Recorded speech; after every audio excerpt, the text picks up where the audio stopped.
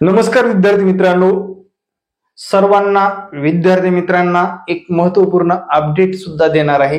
कारण बरेच जण डोळे लावून बसलेले आहेत की परीक्षा कधी होणार सर, परीक्षा कधी होणार, परीक्षा कधी होणार, कधी होणार, कधी होणार, परीक्षा होईल का यावर्षी 2024 मध्ये टीईटी होणार आहे का? मित्रांनो, काल एक छोटस अपडेट आलेलं आहे की येत्या महिनाभरामध्ये परीक्षेचं बिगुल वाजण्याची शक्यता आहे मित्र. पण एक्झाम पुढे जाईल 100%. म्हणजे ऑगस्ट एंडिंगला लगेच, म्हणजे 15-20 दिवसात लगेच एक्झाम अरेंज करता येणार नाही. टीईटीचं महत्वपूर्ण अपडेट आहे. विद्यार्थी मित्रांनो, गोष्ट लक्षात घ्या. आपण सातत्याने दरवर्षी काय करतो की टीईटी पेपर फक्त देतो पण पास होत नाही. बऱ्याच जणांच्या शंका आहेत. कारण 3.5% रिझल्ट लागतो म्हटल्यानंतर पात्रता परीक्षेचा ही परीक्षा खऱ्या अर्थाने अभ्यास करून द्यायची परीक्षा आहे मित्रांनो. आणि तो अभ्यास योग्य मार्गदर्शकाच्या खाली जर केलात तरच आगामी काळामध्ये तुम्हाला 100% यश मिळणार आहे. मित्रांनो, एक अपडेट सोबत आपण एक प्रश्न पण पाहणार आहोत. प्रश्न आहे 2019च्या टीईटी परीक्षेचा. 21च्या अगोदर 19ला झालेली परीक्षा. आणि हा टॉपिक आहे वयवारी. कुठला? वयवारी टॉपिक आहे मित्रांनो. असं बंधन नाही की बाबा असे विशिष्ट टॉपिक आपल्याला विचारले जातील, पण विशिष्ट टॉपिक सातत्यपूर्ण विचारलेले आहेत. मग लक्षात घ्या मित्रांनो, टीईटी परीक्षेला असे जेव्हा टॉपिक येतात सोडवण्यासाठी थोडंसं डोकं चालवायचं. आता असा जर तुम्हाला प्रश्न आला तर तुम्ही अजिबात कधीच चुकणार नाही. लक्षपूर्वक ऐका काय केलेलं आहे, गणितात काय विचारले. 4 वर्षापूर्वी सुमित आणि राजू यांचे एकूण वय होते 31 वर्ष.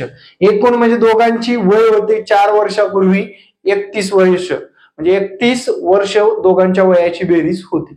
आज काय असेल रे? सुमित पण 4 वर्षांनी मोठा झालाय आणि राजू सुद्धा 4 वर्षांनी मोठा झालाय.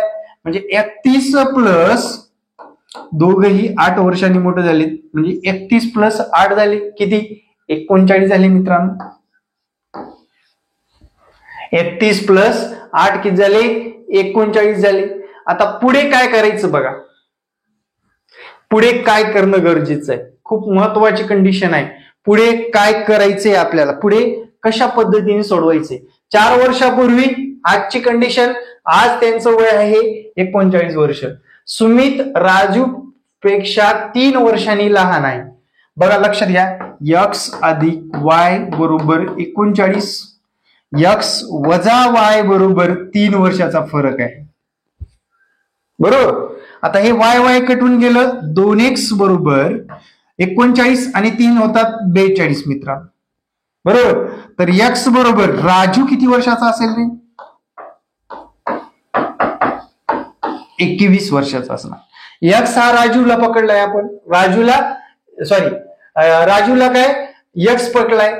सुमित राजू पेक्षा 3 वर्षांनी लहान आहे. म्हणजे x वजा y, म्हणजे तो त्याच्या वयापेक्षा 3 वर्षांनी लहान आहे, 21 वर्ष.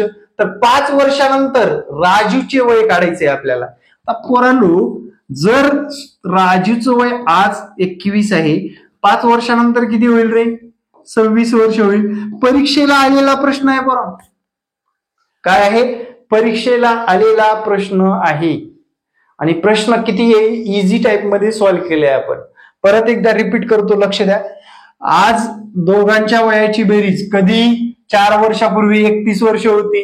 आज 31 प्लस 8 39 वर्षाचे आज झाले, आज कंडिशनला. त्यानंतर दोघांच्या वयाची बेरीज 39, दोघांच्या वयातील फरक 3 वर्षाचा आहे. समीकरण 1, समीकरण 2 इयत्ता 7वी 8वीच्या गणितातलं पुस्तकातलं प्रश्न आहे. 7वी 8वीच्या मित्रांनो, कशाची वाट बघताय? आपली बेसिक पासून एकदम ट्रिकच्या माध्यमातून सर्व विषयाची टीईटीची बॅच चालू झालेली आहे.